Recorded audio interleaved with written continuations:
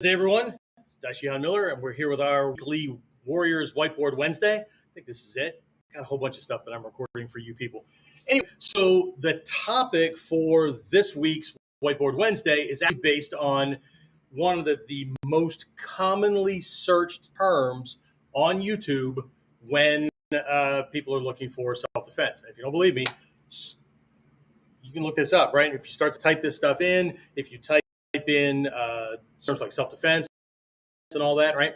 There's that auto-suggestion kind of thing, right? This is a statistical thing. You can look it up, prove me wrong, all that wonderful stuff, right? We're going to take a look at answering this question, how to end a fight fast. More specifically, and I'm going to show you how this is actually in our lineage, right? How to end a fight in less than, how to end a fight in 10 seconds, right? Or less, 4 moves or less, okay? So, again, answer some questions for some folks, just generally self-defense realm. But what we're actually going to do is bump things up and to look at your training from an upper intermediate to advanced level, right? So not take away from anybody that's in the beginner stages or whatever, but in the beginner stages, training like this should point you in the direction that we're, right? And give you more specifics, right? Rather than just kind of focusing on, I want to be able to defend myself, right? I want to be able to kick ass. I want to be whatever. Really, really vague terms, right? Never, ever, ever, ever forget that vagueness begets vagueness, okay? So the more specific we can be, the more targeted we can be on what we're working on, what we're shooting for, and all that kind of stuff, the greater our chances of success, right? One of my mentors says all the time, that which gets measured gets accomplished, okay? Because we always know where we are relative to where we're going. We always know what the gap is. We always know what to work on, right? Anyway, so I'm looking at my notes right here. I want to make sure I don't miss anything because I just like a quick 2-3 minutes, jotted down some quick notes for this, and I want to keep going. So we're looking at how to end a fight fast, right? How to end a fight in 10 seconds or less, right? 10 seconds or less. So today what we're going to do is we're going to take a look at 3 things. We're going to take a look at why, right? Why would you even want to learn how to do this, right? I mean, after all, sport competition kind of things, they've got 2-minute rounds, 5-minute rounds, whatever. And you got two of those, 5 ever, right? But anybody that's ever been in a real knockdown, drag out, self-defense survival situation as opposed to a sport contest knows that 2 minutes, 5 minutes, 2 minutes, a minute, whatever, is an eternity, okay? And we'll talk about how that relates to a battlefield kind of thing as well. But we're going to take a look at the why, right? Why would we even want to learn this, right? We're going to take a look at what this is related to within our training, right? We've already done a couple of Whiteboard Wednesday kind of lessons on this. I've mentioned certain things like this in Kuden and some other videos that we have, and there's more to come. But we're going to take a look at a core set of skills that this is related to, right? And again, I'm not going to dive into it too deeply because we've got other stuff coming, but we want to make sure we clear up some dumb shit mistranslations, okay? And the third thing we're going to take a look at is the science behind how it's, how it's done, why it's done, right? And how it shows up in our Ninjutsu self-defense techniques, okay? And again, if you're watching and you're not involved in Ninjutsu and all that, that's okay, right? Just like one of the best testimonials I have for my book, Advanced Self-Defense Combat Tactics, which is in Kindle format over on Amazon, was from somebody that's actually in a whole different art realm or whatever. Best testimonial ever was, look, if you're looking for moves, this book's not about that. It's about a framework for strategic thinking and operation that can be overlaid over anything, any self-defense style, martial art, whatever, because it's not about style, okay? If you're all wrapped around style, I'm not your guy, okay? So anyway, so those 3 things, why, what, and the science or the how behind it and how that's actually packed into our techniques if you know what you're looking for. Now, if you're still down on the shoe level of training, right, where you're still trying to copy things and get the step-by-step right and all that, no harm, no foul, right? This is at least in the hobby, the variation, the transcending, we're going to be touching upper intermediate, but definitely over the advanced levels because this is all about controlling the bubble. Okay. All right. So let's jump into this, right? So why, right? Why would we want to learn this, right? And the whiteboard comes in. Otherwise, I would just be in your head standing here talking to you, right? Okay. So And what we started I think last week, right? What we started was after every one of these, my admin assistant, actually the guy that's running my online stuff, James Alexander, he's going to go back in and grab these things and make up a quick worksheet, cheat sheet, whatever that you'll be able to grab, right? So we'll make sure down in the description below, there's a link to it. You'll be able to jump over onto a page, download it, right? That way you can put it in your notebooks. You can have this running guide, right? It's a whole lot easier to whip this thing out and look down the points and stuff instead of like pulling out the video all the time, right? But if you can download the video and stick it over as this extra lesson, that would work too, right? But why? Okay, one. Okay, we're going to take a look at adrenal response. Okay, the adrenal response. Okay, two. Well, actually, let's just do these one at a time, right? The adrenal response. Okay, everybody knows about fight, flight, that kind of thing. It's actually fight, flight, freeze. But we're not actually just looking at this. What we're looking at is that when the body goes into this mode and we need to like shit move, right? Okay. What ends up happening for that quick burst of energy is the body dips into the sugar stores, the glycogen stores in the muscles. Okay. It's kind of like doing a wind sprint when you're running, right? So it drops into the glycogen stores because that sugar is a quick burn and we can go, but it only burns for so long. And then we need to get into the fat stores and stuff like that, right? But what ends up happening is this glycogen store, this glycogen burn only lasts for about 7 to 11 seconds. We don't give you more than 10, okay? So if you need a quick burst of speed and you need something very, very quickly, it's got to be done in less than 10 seconds, right? And again, depending on your health and all that kind of stuff and how your body's operating with the storage of things, the glycogen, the rebuild, the release, that kind of stuff, right? Okay, it might be as low as 7 seconds, but what ends up happening, and we'll take a look at this in another video down the line, is there are these like spikes and troughs, okay? So later on as a strategy for dealing with somebody who's faster, stronger, that kind of thing, where they might be clinching you and holding you down or holding you in place or whatever, right? What we want to be doing is matching our glycogen spikes to their rest periods. And I don't mean they rest and take time off and kick back and all that, right? What actually happens is the body goes into a holding pattern for about 7 to 11 seconds so the body can restore those glycogen stores in the muscles so the person can do it again. Ask any runner that does long distance stuff, right? Or that does it for fitness, right? Jogging along, and all of a sudden they'll do a sprint and go as fast and as hard as they can for as far as they can. And what ends up happening is about every 7 to 11 seconds, it gets longer the more they condition themselves, but about every 7 to 11 seconds, they got to slow down and go back to a jog or a fast walk, right? Because the body needs to put it back and then they can go again, okay? So the strategy is to know what that feels like and to know that it's operating, because if you don't know it's operating, you can't use it, right? But we want to match our spikes to their troughs. So when they're in a holding pattern, that's when we're going to go. When ours is burned off, what we want to be doing is resting and not using anything that's not necessary to protect ourselves against what they're doing. So if they've got us in a clinch or a bear hug or whatever, right? I want to relax everything that doesn't have to do with like breathing, okay? Everybody keeps thinking about winning all the time, right? Sometimes you just need to go into a holding pattern. Watch MMA fights, okay? Watch when these guys get into this clinch kind of thing. When the guys break free, know this, right? They'll be in there and they'll be, protecting the neck or the throat or the lock or whatever.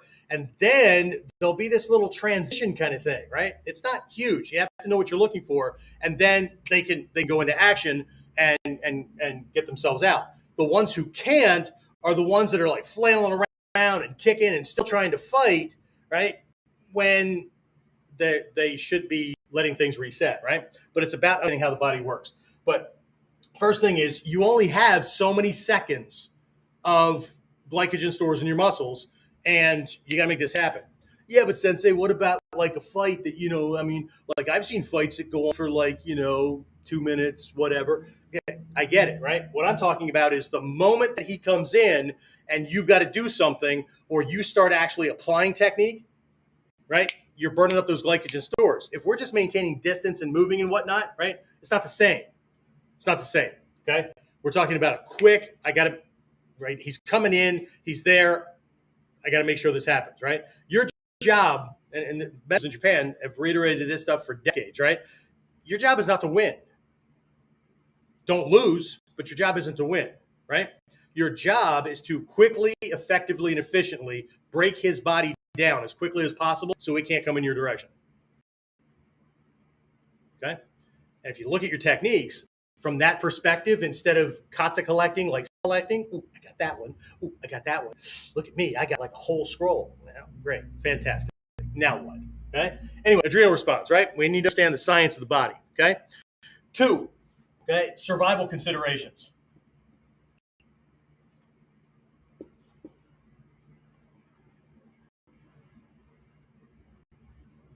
Survival considerations. If you've known me for any short, long, whatever period of time, you know that I am not here to talk tradition or anything like that unless it is directly related to self-protection, right? And self-protection is survival. It's not style. It's you get the hell out so you can go home and tuck your kids or your grandkids or your wife or your whatever in bed that night. Because you know what? They don't give a shit. They don't give a rat's ass about how you got there. They only care that you're still on this side of the grass or you're this side door, the mortuary or whatever, right? Okay. So survival considerations. We have to remember that this is not a contest, right? There's no ref. There's not none of this other stuff. I keep hearing, I just saw another video the other day with some ex-CIA operative, supposedly, right? Talking about why martial arts doesn't work and all that. But the more he talked, the more he exposed himself that all of his experience and the reference that he was talking about, he didn't admit it. He just exposed it, that was comparing what he's doing to sport martial arts. Okay? It's a contest, whole different paradigm. Okay? So we have to be careful. We have to understand, right? So what are some of these survival considerations, right? So one of them, which my teachers made sure we were really clear on from the very beginning, are his friends. When was the last time you saw some MMA guy, Chuck Liddell or whoever, that's how long it's been since I've watched one of these damn things, right? Start losing, and all of his friends come rushing from the stands and jump in the ring and beat the living shit out of the guy that was winning. You don't, right? Okay? Yeah, well, WWE. I'm not talking about WWE, so let's not even go there, right? His friends, okay? You start winning. As long as he's winning, his friends are cheering him on, right? You start winning, more of them are going to step in and kick your ass, okay? Let's look at a battlefield consideration. Talked about this before, right? Okay. Before we do this one right here, a battlefield here, right? This goes up to adrenal response here. Yeah, but Sensei, what about like on a battlefield? I mean, you could be fighting if you survive that long. You could be fighting for an hour, 3 hours, whatever, right? What about battles like that?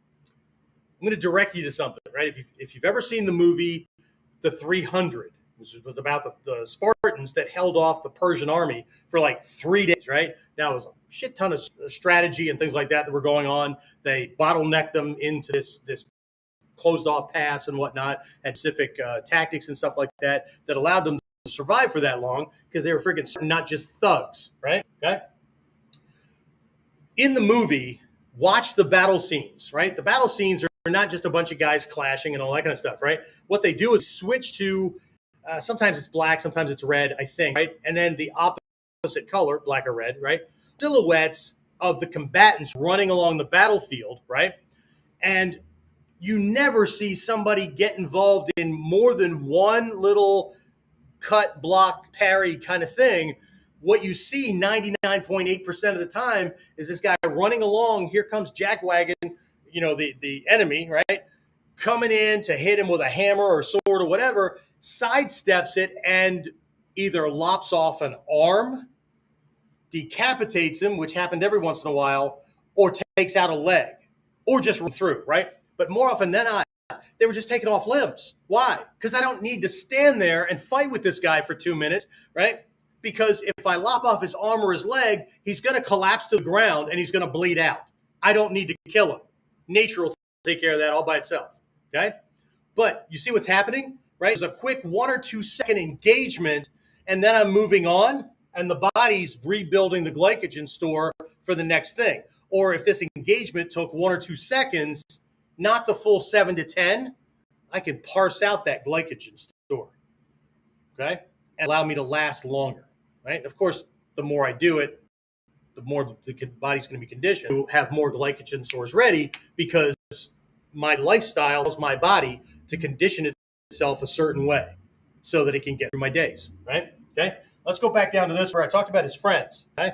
One of the things I had to worry about as a military policeman, federal police officer, was I go to a bar, right, and I have to arrest somebody, right? We need to have eyes in the back head, or we need to have partners and know how they're looking for to make sure that somebody else doesn't come off a bar stool and come over and step in. And now you've got a multiple attacker situation, and you don't just have a one-on-one kind of thing like in the ring.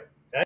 On a battlefield, right? Again, I don't have time to bullshit ching, ching, ching, ching. Like you see, like everybody's getting all jazzed and hard nipples and whatever, right? For in the movies where you're watching this damn thing, because I'm doing this thing, winning against this guy, his compatriot kills my guy, and then turns around while I'm in the middle of ching, ching, ching, and stabs me, and they both run off for the next engagement. Okay? You don't have time for that shit. Okay? From a ninja's perspective, I don't want to risk, which we're going to talk about next, is legal considerations, but I want to get the hell out of here, right? So might as well just jump into that, right? Legal considerations.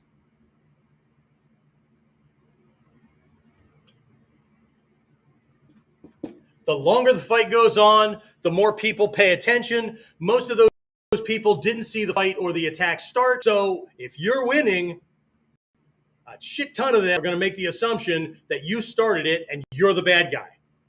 And you can't defend yourself against witness perception if that becomes the dominant storyline going to court. Right? You better hope for video, and even video, right? Netflix, I think, had a documentary by a video forensic guy, right, who was poking holes in the whole video thing, because most people assume, well, there's video, dude. How do you argue against that? Angling, lighting, all kinds of stuff, right? That video is not as perfect as most people would think, right? Let's get a quick drink here. Okay, so legal considerations. What kind of legal considerations are we talking about, right? We're talking about things like, I'm going to have to shift here, right? Self-defense law, okay? Self-defense law across the nation, across most states, right? It's gonna be worded a little bit differently in every state, but what the gist is the first thing or the minimum you do to stop the attack from happening. Okay? To stop the attack from happening is justifiable, right? The more the greater you believe that your body you're in danger of serious bodily harm or death, the more you're allowed to do, as long as it's first action minimum, right? It'd be a good idea if you like the court of law that you're able to do this, right? Okay, so if I go beyond that, a guy in the first couple of seconds and I start kicking him in the head or stomping on him, or these guys on YouTube, you can look these guys up too, that do a comparison between like stylized martial arts and real fighting, right? Except they're not looking at a real fight. They're looking at some jagwagon just beating the shit out of somebody, right? That's not self-defense, right? You can call it whatever you want, but it's not self-defense, right? It's an attack, right? And if you can't prove that you weren't fighting, right? Right? Self-defense and fighting, two completely different things. That's why people hire me to go to court to help them with things, because of the way I define things, right? But self-defense law, we got to know it. We got to stick to it, right?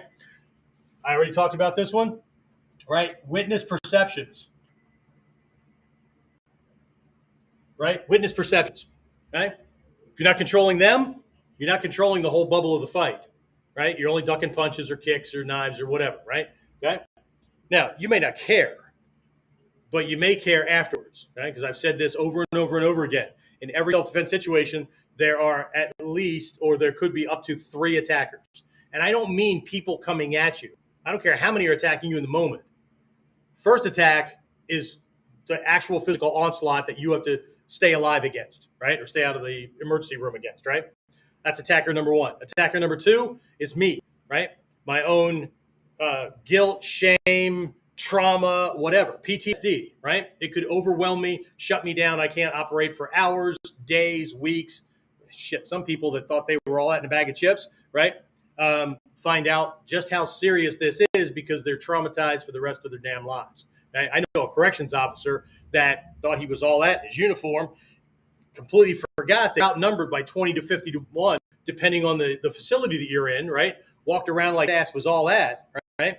And somebody put a bunch of soda cans in a pillowcase and beat him what they thought death. I saw the pictures, right? Not cool.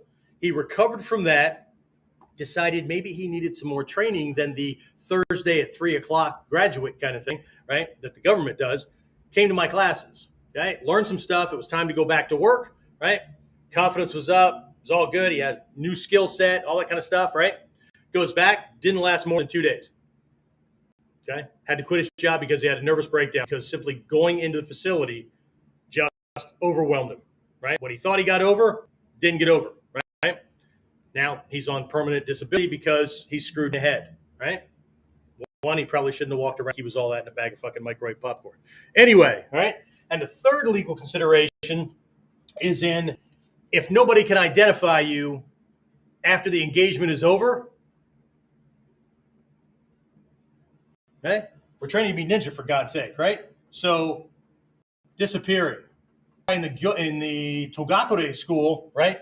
There's a shit ton of technique that it's a 1-2 kind of engagement to stall this guy or to blind him or whatever, to drop him, but not kill him, right? And it's not because you didn't want to. It's just get this with, right? And then they roll off behind bushes or in modern day world, between parked cars, whatever. You freaking vanish, right? If he can't find you, right?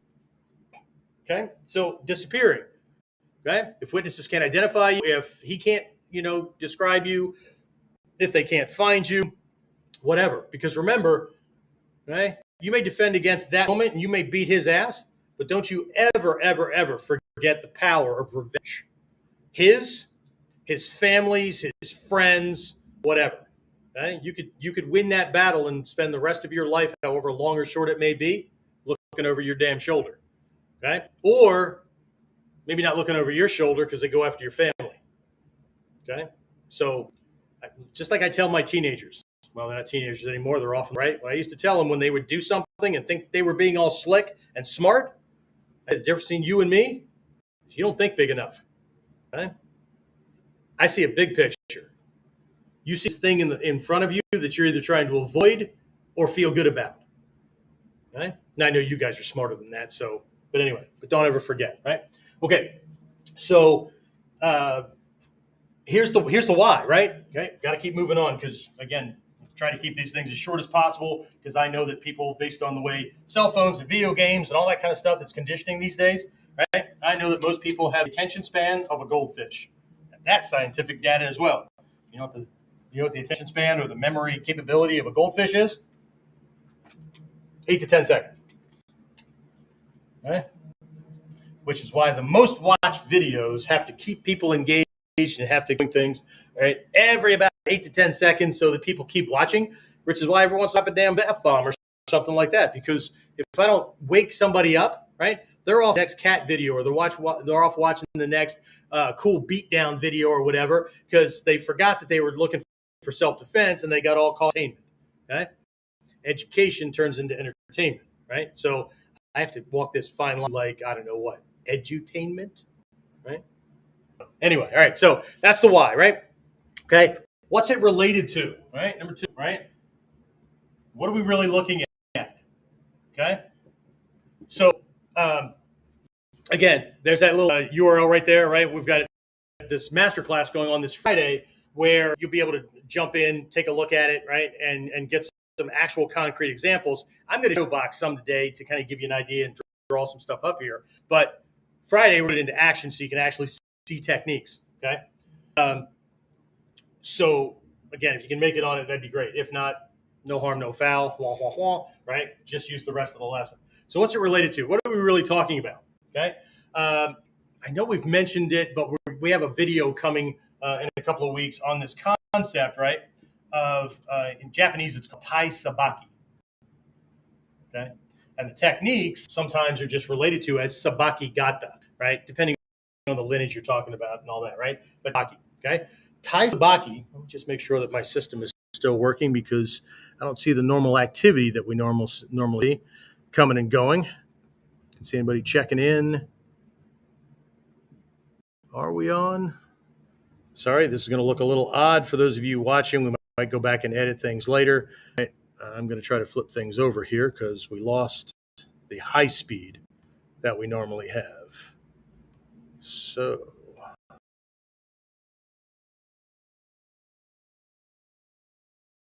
now things will look better. Okay. Anyway, so Tai sabaki, right? Tai sabaki is often mistranslated, right, as evasion, right? So sometimes it's translated as footwork, sometimes whatever, right? Okay. So what happens when people have like that much information and then they try to make assumptions about everything else, right? There is an element of Tai sabaki that we're evading the thing that's coming in, right? We're shifting offline, getting out of the way, right? But Tai sabaki doesn't mean evasion, right? There's a whole other word that means evade, avoid, that kind of thing, right? Tai sabaki, the word Tai means body, right? Like in Taijutsu, Ninjutsu, that kind of thing, right? Shizen Tai, body, okay? Sabaki, right, means management. Okay, and I don't mean like upper management, employees, that kind of thing. It means management to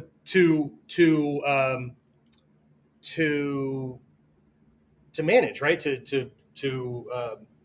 Oh shit. Anyway, right? So Tai sabaki, body management. What that means is I'm using my body in a way, right, that focuses on the goals, right? The goal of management in a business, right?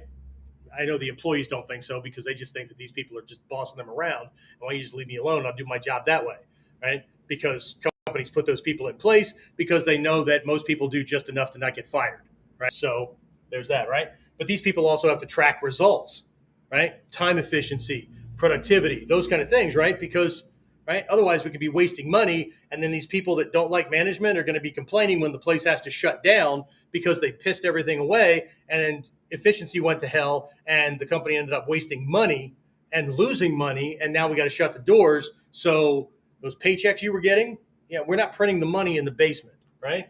So, but the whole idea with sabaki or Tai sabaki is we're evading an incoming attack, or we're handling it, blocking it, evading it, whatever, right? And at the same time, we're evading or neutralizing it, right?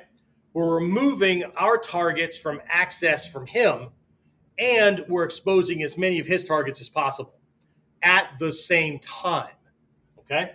Tai sabaki is made up of two sub-aspects, right? There is something called ashi sabaki,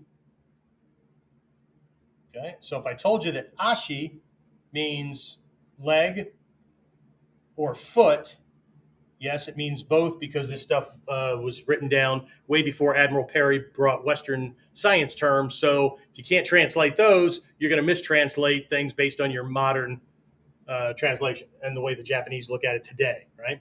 Okay. So now we have leg or foot management, footwork, right? Proper use of the legs and all that to make this stuff happen, okay? So there's ashi sabaki and there's tei sabaki, hand-arm management, okay? But this is also extends out to any weapon I might hold, right? Precision, the ability to put it where it needs to be for cover, target access, those kind of things, right? Okay. So it's related to Tai sabaki. And again, later on, we'll do a deep dive into this because this is one of those things that this is the difference between somebody who's doing martial arts techniques and a master or expert who is controlling the bubble, controlling their perceptions, controlling their options, controlling their actions, controlling the bubble, right? Okay. So you're going to hear me talking a lot about that when we do this class on Friday. Okay. All right. So it's precision, all that kind of stuff in here, right? And then the third one, which is where we'll start taking a look at some things now, which will entertain everyone, right? Is a couple of examples, right, about how this shows up, right? So I'm just going to write examples on here. And I'm going to do 2 today. I'm going to do one with one of our Kihon Happo techniques, or Kihon Gata, right? And I'm going to do one with a sword Kihon. Again, it's just me, right? I'm going to draw a little bit when it comes to the sword stuff, but I'll just demonstrate the unarmed thing, right? So the unarmed example is going to be Jumonji no Kata, for those of you who are in this art and know what I'm talking about, right? Okay. And not just the introductory version, right? There's 3 variants at least of each thing, right? Remember that old lesson that we did on the 3 and 1, 1 and 3 concept out of the Gyoko school, right? It's a 2-part series. Okay? If not, head back, right? Find it. Okay. So Jumonji no Kata, right? And then I'm just going to call this other one Ken no Kihon. Okay. So one of the reasons why I have the camera farther back than I normally do, right? So you might have to squint to see this more, especially if you're looking on the damn phone, right? Is I needed you to see more of my body. Okay. So there are a couple of different variations for doing this Jumonji no Kata kind of thing, right? A Gyoko version would look like this, where you go from Jumonji to Ichimonji and drive this Boshiken in, and then there's this distraction coming out. It could be a distraction, right? It could be a shot to the ribs, and then we're going to pop up underneath the arm here, right? Or it could be this shot where we're coming up, fingers, shakuken or whatever to the eyes or whatever, okay? Because what happens when I hit here? In soft training, nothing, okay?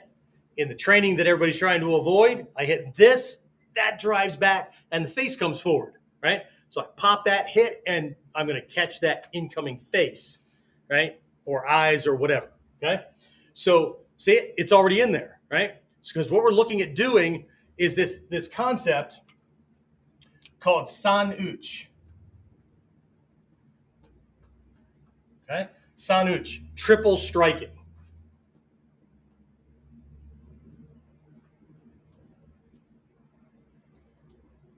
All right, now I'm going to make an assumption that this went way before the reference point I'm going to give you, but I got this under good authority, as in like from Soke, right? That Hatsumi Sensei learned this from Takuma Sensei, who learned this from his teacher. I think it was Ishitani, okay? No, Ishitani was his uncle. Toda, okay? Toda was grandfather, I think. Anyway, okay? So, and he actually learned it in context of the story that I have is he learned the context with spear, right? Because he was a snot-nosed teenager, right? Who had a lot of martial experience at this point, right? So Sensei looks at him and says, you can use, sword, yes? Yeah. Okay. So if I come at you with a staff or a spear, you can block with a sword. Yeah, of course, right? So great. Comes in with this attack, and Takuma Sensei, right? Snotty-nosed teenager, does this little block parry thing, and the next thing he knows, he's hit and or tagged with this thing 3 times. And the lesson is, every time I engage the attacker, he throws something, I start touching him, he gets touched 3 times. Okay? So the models we're going to work on Friday are going to be all about this kind of thing. But remember, we went back to this Tai Sabaki, right? This body management. Okay? So I'm gonna use my reflection, which would be you looking at me, right? So if I'm in this position, right, and the attack comes in, and my sabaki moves me at this angle, what's my hand pointing at? It's pointing over there. Is that at you? No. Which means I have to do what? To come back over to get it. It's not lined up. Okay. Remember those body things we were talking about, right? Glycogen stores. I should have mentioned something else called. I don't know what's called, but you lose fine motor skills under pressure, under the fight-flight mechanism, right? You lose fine motor skills. Can't play the piano, whether you can play it before or not, right? You're reduced to gross motor skills and gross mental functions. So the reason we practice the Kihon no Kihon and the Kihon Gata, the fundamental techniques, over and over and over again, is to get them into muscle memory so that your left brain takes a vacation and you're operating on nothing but instinctive response. The habitual instinctive response you've reprogrammed yourself with is to put you in a position where do that counter strike, bump that arm to the side, Butsumetsu is right in front of my thumb because the scrolls say that I punch him with my legs. It doesn't mean my legs make contact with him. That means from here, right, I do this little gliding thing, hip and knee, and that drives it into the, so I'm not, okay? 1, it's already there. 2, as soon as I hit it, his face comes flying forward. All I have to, firing big muscles to make that happen, okay?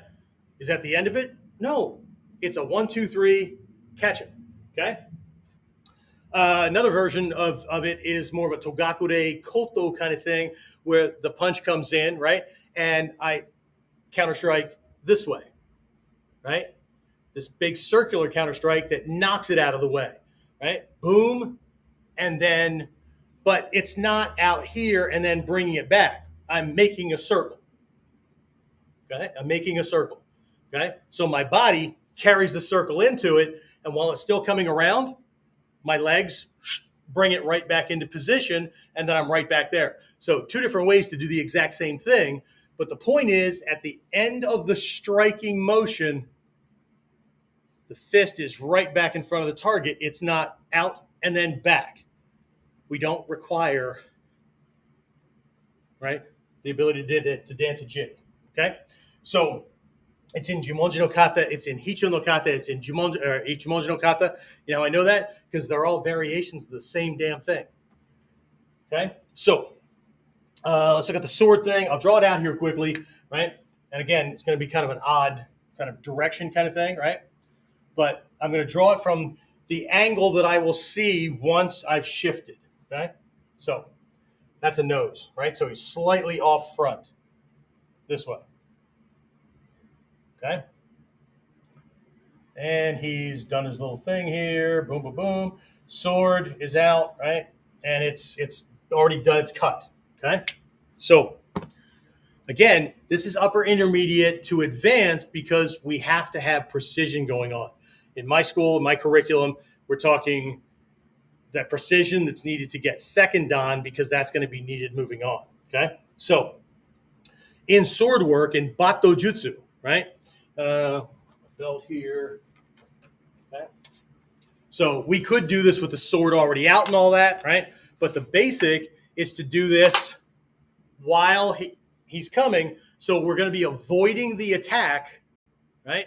We're going to be avoiding the attack that's coming in off at this angle. See if I can't just wreck the place, right? And as this comes out and my body alignment is here, when this comes out and the boshi comes down, the first target it touches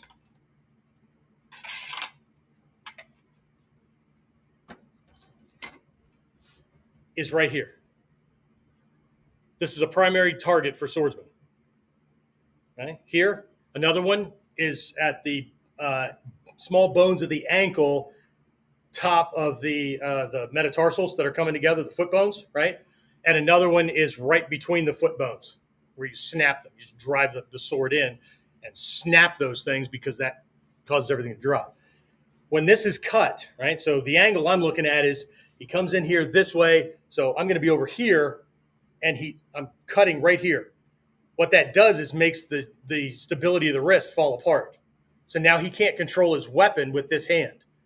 Yeah, he can still do this one. Right. Okay. So here's what we're doing. Let me use a different color here, right? We're shifting off angle. So again, here's that Tai Sabaki. Not just getting out of the way, not just doing whatever.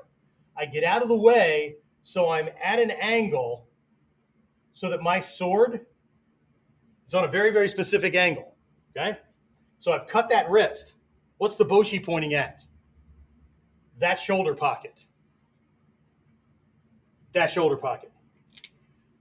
We'll do this on Friday so you're more clear about it. Okay? So I've gotten out of the way, cut that, and all I have to do is drive forward with my knees and push forward. So this gets cut and the direct straight line because we don't have fine motor skills. Okay? We're going to draw it, boom, cut, and ski. Okay? Cut takes this, or at least touches, and as we're cutting through those connective tissues to cause that to fall apart, the boshi is driving through this shoulder pocket. What's that going to do? Make this one lose control of the sword. Okay, that's 2. Then we've cut, and as we draw back out, we're going to rotate the edge of the blade, draw it out as I'm stepping to move on to the next engagement. So what does that do? Okay, if you're following along, you already know what's going to happen, right? We've cut through here, and now I'm going to draw out as I'm moving in a different direction. The sword blade is going to cut itself back out of that hole, right across the neck. 1, 2, 3, and I'm going. I've done nothing but draw, extend, retract, keep moving. Okay? This is a keyhole. It's a basic. It's a fundamental. Okay? It's not about dancing all over the place. It's not about ching, ching, ching, ching, ching. Okay? I don't give a shit what Shokasugi does. Okay? It's not about that. Okay? Now, does that happen in Japanese sword work? Yeah. But you know what? A lot of times when it happens, it's incidental and accidental. Okay? But what we're looking at here is every time I tag. So if we took a look at, let's see, just anything unarmed, right? He throws a punch, I deliver that counter strike, and I drive forward, punch him in the shoulder socket, right? So 1, 2, and then I've got a kick or some kind of punch or whatever, right? That doesn't mean that this San-Uchi doesn't mean there can't be 4 attacks, 5 attacks, or whatever. But the goal that we're aiming for is every time we engage, he gets tagged 3 times. Okay. So this week we're taking a look at the targets are all different. Okay. Next week when we do this, we're going to come back at San-Uchi again, and we're going to take a look at striking the same target 3 times. So now, if I'm the smaller, weaker, if I'm ill, whatever, right? And from closer range where I don't have as much wind up because I don't want to have tells, right? What we're going to be doing is taking the lesson a couple of weeks ago that we did on the fist, right? And I told you 9 of them, right? We're here because the other fists are other parts of the body, right? Okay. And what we're going to do is we're going to take a look at how going from one kamae to another naturally creates a strike or a cut. Naturally changing your hand from one fist to another creates a different strike, but it also creates a different distance from another set of knuckles or striking surface or whatever, right? So what we're going to be doing is not focusing so much on hitting hard, but in hitting and then damaging that next piece and the next piece and the next piece. Again, I don't want to give it all away. We'll take a look at it next week. But for this week, what we're looking at is this idea of San-Uchi, okay? Every time we engage, right? What this does is allows us within a couple of 2 to 4 seconds, boom, boom, boom, 2 to 3 seconds, maybe, right? Boom, boom, boom, and get the hell out of Dodge or move on to the next thing, whatever. Because you don't have time to be trading shots, right? As a former bodyguard, right? If I was on the team that we're protecting the principal, that's the person who writes the paycheck, okay? We had a saying, right? Dead clients don't pay, okay? So our job is to, right? So maybe I'm on left flank, right? We're heading in that direction. So we got point man. There's me. On the other side of the principal is right flank. And then there's a guy bringing up the rear, right? We all have certain jobs. If somebody comes in here to take this guy or to do something, I can't get all caught up with him. Because if I get all caught up with him and we're duking it out or I'm wrestling him to the ground and all that kind of stuff, guess what? There's now an open hole in that perimeter and somebody else can come rushing through. My job is to redirect this guy and as quickly as possible, pass him off to secondary security and they can frickin' wrestle him to the ground. My job is to handle this. Pass him off, yell gun. Doesn't matter if there was a weapon or not, what the weapon is or whatever. That's our code word, right? Gun, all of us crash in against this guy and execute the escape route from that particular point in the room because we have multiple escape routes because we don't think like most people do about martial arts. Mathematical, right? So if something happens, we're heading over there. Well, shit, what if we're on that side of the room? And there's another door over there. Where's the danger in the room? Okay? Critical strategic thinking, right? So here's the thing. You don't have to learn this stuff. You don't, right? I'm going to do the same thing my teachers did in Japan. It's just a suggestion. But if you want to, there's the link, right? See you on Friday. It's $4.99 for the class. It's a 75 to 90-minute class. We're going to be doing things with, just off the top of my head right now, staff or stick work, sword. We'll do at least this one. We might do something with a knife just to show you how it works that way. and Unarmed. I'll give you more examples about how this works. Okay. If you want to do it, great. If you don't, no harm, no foul. If you do want to do it, though, we have a strict limit of 15 people. Okay. And the doors close for registration at 4:30 p.m. Eastern time on Friday. Class starts at 6. Okay. We need to have lead time for those last minute rush signups and all that stuff to make sure we get the information to them so they can be on the live class. Okay. If you can't make it, shit, it's $5. Sign up. And as soon as the class is over, the recording goes out. So you're still getting a lesson anyway. Okay. Unless you don't want it, in which case I've given you more than enough. So option A, take what I gave you, spend the next couple of weeks, months, years, whatever, figuring it out. You'll figure it out, right? However short or long that may take. Or option B, take the next step, get involved, and get that next piece, all right? So that's what I got for this week, okay? As soon as we get all this stuff processed, there will be some end videos on this. So we're going to try to pop up the one for the 3-in-1 kind of thing and anything that's related. And don't forget, I bury a lot of stuff down in the description area down there, right? It's not just a little one-liner. You go down there and you will see everything from timestamps so you can jump straight to other parts of this for reference later, right? To, we're going to put the links so you can get the worksheet. You're going to need to give us about 24 to 48 hours for that to make sure everything's working and in place. But there's other stuff down there as well, okay? And if you really want to take things farther, right, use the link at the bottom, schedule a call with me, and we'll really ramp up your training, okay? Other than that, that's what I got for this week. I will talk to you again next week on Warriors Whiteboard Wednesday. See you next time.